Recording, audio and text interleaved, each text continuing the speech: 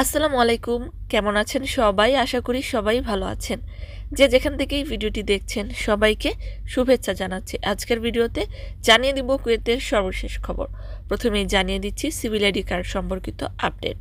Kuwait পেসি অর্থাৎ public authority for civil information কর্তৃপক্ষ থেকে প্রকাশ করে বলা হয়েছে যে কুয়েতে অবস্থানকারী 500 জন ব্যক্তির সিভিল আইডি কার্ড থেকে তাদের ঠিকানা স্থায়ীভাবে মুছে ফেলা হয়েছে। কারণ হিসেবে উল্লেখ করে বলা হয়েছে যে মালিকের পরিবর্তন, আকামার পরিবর্তন, বাসস্থান মেরামত সহ ভাঙার কারণে এই ঠিকানাগুলো স্থায়ীভাবে মুছে ফেলা হয়েছে। ক্ষতিগ্রস্ত ব্যক্তিদের 30 দিনের মধ্যে সাহেল অ্যাপস অথবা সিভিল আইডি কার্ডের মেইন অফিসে গিয়ে সিভিল আইডি কার্ডের ঠিকানা আপডেট করতে হবে। তা না হলে 30 ধারা মোতাবেক তাদেরকে 100 দিনার পর্যন্ত জরিমানা করা হবে।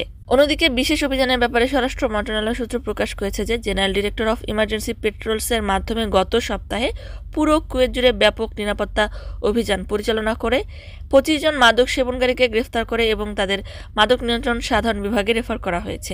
আরও বলা হয়েছে যে এই অভিযানের ফলে 195 জন ওয়ান্টেড ব্যক্তিকে গ্রেফতার করা হয়েছে, যাদের মধ্যে 78 জন বৈধ পরিচয়পত্রবিহীন এবং 111 জন মেয়াদোত্তীর্ণ আবাসিক পারমিটধারী। অন্যদিকে কুয়েতের মোবারক আল কাবির গভর্নমেন্টের অধীনে সোবাহ সালেম এলাকায় একটি মাদকের কারখানাকে জব্দ করেছে কর্তৃপক্ষ।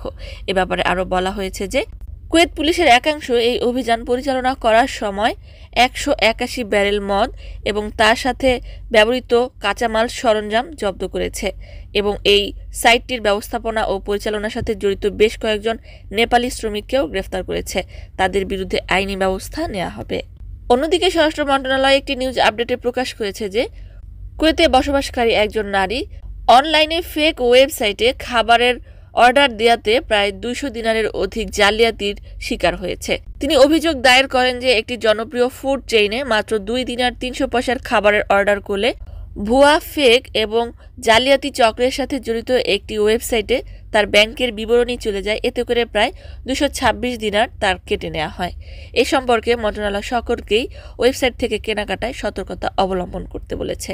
অপরদিকে আজ 10 জুন 2025 সৌদি আরবিয়া থেকে পবিত্র হজ উদযাপন করে হজ যাত্রীদের প্রথম একটি কাফেলা কুয়েত আন্তর্জাতিক বিমানবন্দরে এসে পৌঁছেছেন। অন্যদিকে একটি পরিসংখ্যানে বলা হয়েছে যে কুয়েতে বর্তমান প্রবাসীদের মধ্যে 24.9% রয়েছে গৃহকর্মী বা খাদামা বা ডোমেস্টিক ওয়ার্কার হিসেবে, যাদের সংখ্যা 7,36,000। তাদের মধ্যে বেশিরভাগই ভারত, ফিলিপাইন, শ্রীলঙ্কা এবং বাংলাদেশ। অন্যদিকে আবহাওয়ার ব্যাপারে আবহাওয়াবিদেরা জানিয়েছে যে এই সপ্তাহের শেষ অবধি হালকা থেকে মাঝারি ধরনের ধুলোবালি উড়ার আশঙ্কা রয়েছে এবং সেই সাথে আর্দ্রতাও চলমান থাকবে। সম্মানিত ভিউয়ার্স, আজকের মতো এই ছিল আপডেট। পুরো ভিডিওটি দেখার জন্য ধন্যবাদ। এ ধরনের ভিডিও পেতে চাইলে ইউটিউব চ্যানেলটিকে সাবস্ক্রাইব করে দিবেন, ফেসবুক পেজটিকে লাইক এবং ফলো করে দিবেন। যারা পূর্বে করেছেন সবাইকে ধন্যবাদ। আজকের মতো বিদায়। আল্লাহ হাফেজ।